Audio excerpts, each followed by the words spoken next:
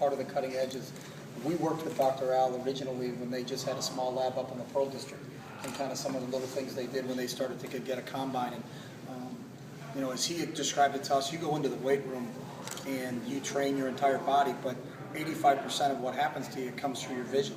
But no one really does anything to train your eyes. It's either you have good eyes or you have bad eyes, and if you have bad eyes, well, you go play offensive line because you can't catch. You know, so Dr. Al was the first person that I just made sense to me, is that how do we train the eye, and can we continue to make it better, or are we just stuck with what we have? And through the vision glasses that he developed and those things, our players have worn them in practice. You know, they warm up with them. Sometimes it's kind of like using a weighted bat, you know, with a baseball batter's in the circle and warming up with a weighted bat, and then all of a sudden you take the weight off and the bat feels a lot lighter in your hands. It's the same thing with that, is it really trains your eyes to focus and concentrate on the object that you're trying to catch. And if you can develop better hand-eye coordination because you really have to strain and use all those muscles, now take the glasses off, it makes it that much easier for you.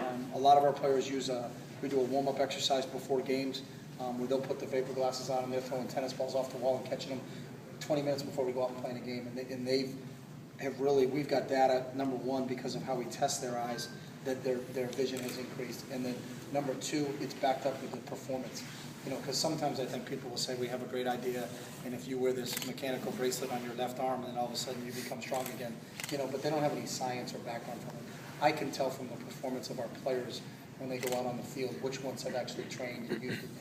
And again, it's one of those relationships that we have with them being on the cutting edge of things that I think is just kind of helping, because it's not just about does it look cool or does it feel cool on you. It actually can enhance your performance on the field, and that's what it's all about for us.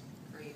And from a position-specific perspective, I mean, do you put all of your players through training like this, or is it something that you focus on? Usually right now with that, it's the guys that are dealing with the ball. So our offensive and defensive linemen aren't using those, but they can also, through Dr. Al's combine of increasing their vision, it's beneficial to them. If I'm an offensive lineman, I have to develop my peripheral vision because I need to see if there's a blitzer coming off this edge. But we don't need to put the vapor strobes on him. The vapor strobe glasses themselves are really just used for the players that are handling the football. So we've had our quarterbacks handle it because they have to handle a snap. So, and we've had our quarterbacks, I've actually had them wear them for an entire practice. You know, so they're trying to concentrate and focus with vapor, but because they fit so easily, we just take them off, put them in. Hey, you're going to take your next 10 reps in practice with them on under your helmet, and they really feel like now go right back out into the next drill and take them off and do it, and you can see that they see the ball a little bit better. And when you need, as Dr. Al says, split attention, where I have to see everything that's going on, there's people on the other side of the ball that are trying to attack me and hit me, but I also have to catch a snap at the same time. Those glasses help them in terms of their development from that standpoint.